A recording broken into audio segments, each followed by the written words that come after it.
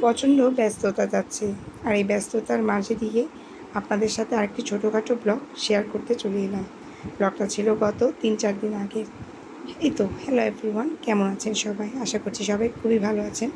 এই তো সকালে নাস্তা বানিয়ে নিয়েছিলাম, পরোটা বানিয়েছি। অন্য কোনো কিছু দিয়ে খেতে মন চাইছিল না, তার জন্য ভাবলাম একটু চা দিয়ে খাই। কারণ চা দিয়ে না ডুবিয়ে ডুবিয়ে পরোটা খেতে খাওয়ার মজাটাই আলাদা। আমার ভীষণ ভালো লাগে, আমি অনেক সময় এরকম করেই খাই। তো মেয়ের দিকে পরীক্ষা শুরু হয়ে গিয়েছে, যার কারণে এখন আমি অনেকটা আপনাদের সাথে আমার ডেলি ব্লগ তারপর নানারকম কিছু শেয়ার করতে পারছি না, কারণ অনেক ব্যস্ততার মধ্যে দিয়ে দিন কাটছে। খুবই ব্যস্ত হয়ে পড়েছি। ওকে পড়াশোনা করানো, তারপর নিজের ঘরের কাজ বলতে গেলে পুরো সব একা হাতেই হ্যান্ডেল করতে হয়। যার কারণে কেউই মানে মানে আছে সাথে পাশে থাকার মতো এরকম কেউ নেই। তো এখন কি আর করার, নিজের কাজ তো নিজেরই করতে হবে। কিন্তু এখন আমি আমার দুপুরের রান্নাটা সেরে নিচ্ছি। এদিকে রান্না সেরে মেয়েকে তো পরীক্ষা দিতে মানে মেয়ের এখনও মৌখিকগুলো চলছে, এক্সামগুলো এখনও লিখিত শুরু হয়নি। লিখিত 2 দিন পর শুরু হবে, যার কারণে মেয়েকে স্কুলে দিয়ে এসে মাত্রই আমি ঘরের বাকি কাজকর্মগুলো মানে শেষ করে তাড়াতাড়ি রান্না করে কিভাবে আবার স্কুলের জন্য দৌড়াতে হবে সেই চিন্তায় আছি। যার কারণে একদম কিভাবে শর্টকাট রান্না করব খুবই মানে তাড়াহুড়ার ভিতর ছিলাম। তার জন্য ভাবছি পটল দিয়ে, আলু দিয়ে আর কাঁকরোল দিয়ে, চিংড়ি মাছ দিয়ে আর বেশি করে টমেটো দিয়ে এভাবে করে রান্না করে ফেলি। আর সেদিন না এই তরকারিটা খুবই মজা হয়েছিল। আমার বর তো ভীষণ মানে আমার অনেক সুনাম করেছে সেদিন খেয়ে, অনেক মজা হয়েছিল। আর বিশেষ করে আমার নিজেরও ব্যক্তিগতভাবে রান্নাটা অনেক মজা হয়েছে। কেন জানি মাঝে মাঝে কিছু কিছু তরকারি এত মজার হয় না, মানে ভাবাই মুশকিল। এই তো এদিকে এই রান্নাটা শেষ করে তাড়াতাড়ি মাছ বসিয়ে দিলাম। ভাবলাম রুই মাছ দিয়ে আবার কাঁকরোল দিয়ে আলু দিয়ে রান্না করি, কারণ একটা তরকারি দিয়ে তো আর ভাত খাওয়া হয় না। আরও সময় থাকলে আরও অন্য কিছু আরও অনেক কিছু করার চেষ্টা করতাম, কারণ এদিকে অনেক তাড়াহুড়ার ভিতর ছিলাম।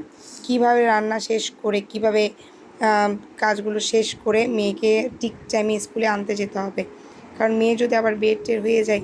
কারণ আজকাল মানে বাচ্চাদের অনেক মানে সচেতনতাভাবে সব কিছু হ্যান্ডেল করতে হয়, কারণ বাচ্চারা মানে মাত্রেই বলতে গেলে অনেক সেন্সিটিভ একটা জিনিস। তো যার কারণে আমি চেষ্টা করি তাড়াতাড়ি আমার সব কাজগুলো সেরে যতটুকু পারি, আর বাকিগুলো দরকার হলে রেখে যাই, বাকিগুলো এসে করি। কিন্তু মেয়েকে সময় মতো করে তাড়াতাড়ি করে স্কুলে মানে নিয়ে আসার না, একটু দিতে যেতে দেরি হয় ঠিক আছে, কিন্তু মানে নিয়ে আসারটা আমার খুব তাড়াতাড়ি করে আমি চলে যাই, কারণ আমার মেয়ে অনেক ছোট, অনেক কিছুই বোঝে না। তার জন্য দরকার হলে আমার কাজটা একটু দেরি হবে, তা তো কোনো সমস্যা নেই। তা আমার মেয়ে আমার সব কিছুর আগে, তার জন্য তাড়াতাড়ি শেষ করে মাত্র আমি ভাবলাম মেয়েকে স্কুল থেকে নিয়ে আসি। এই তো মেয়েকে স্কুল থেকে নিয়ে এসে নিজে ফ্রেশ হয়ে আমি শাওয়ার টাওয়ার নিয়ে তারপর খেতে বসে পড়লাম। মেয়েকেও খাওয়াই দিয়েছি। সেদিন এত মানে ব্যস্ত ছিলাম, আরও বেশি ব্যস্ততার এগুলো করতে করতে নিজের শরীরের উপর আর কোনো নজরদারি করতে পারছি না। নিজে অনেক মানে অসুস্থ হয়ে পড়েছে এগুলো করতে করতে। দেখা যাচ্ছে সারাদিন একটা ব্যস্ততার ভিতর দিন যাচ্ছে, কাজ করি, মেয়েকে স্কুলে নিয়ে যাই, আবার স্কুল থেকে আনি, আবার তাকে পড়াশোনা করা, বরেরগুলো করা, ঘরের বাকি কাজগুলো করা, এইগুলো মানে করতে করতে কোথায় যে সময় চলে যায়। তার জন্য অনেক সময় দেখা যায় আর ভিডিও করারও টাইম থাকে না, আর ভিডিও করার ইচ্ছাও মন মানসিকতা থাকে না। শরীরটা তখন একদম আর চায় না মানে কোনো কিছু করতে।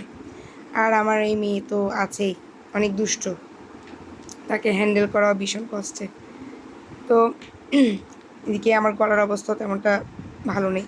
তো আমার এই ছোটোখাটো ব্লগটা আজকে আপনাদের কেমন লাগলো প্লিজ লাইক কমেন্ট শেয়ার করে জানাবেন, আর প্লিজ আমার পেজটার পাশে থাকবেন।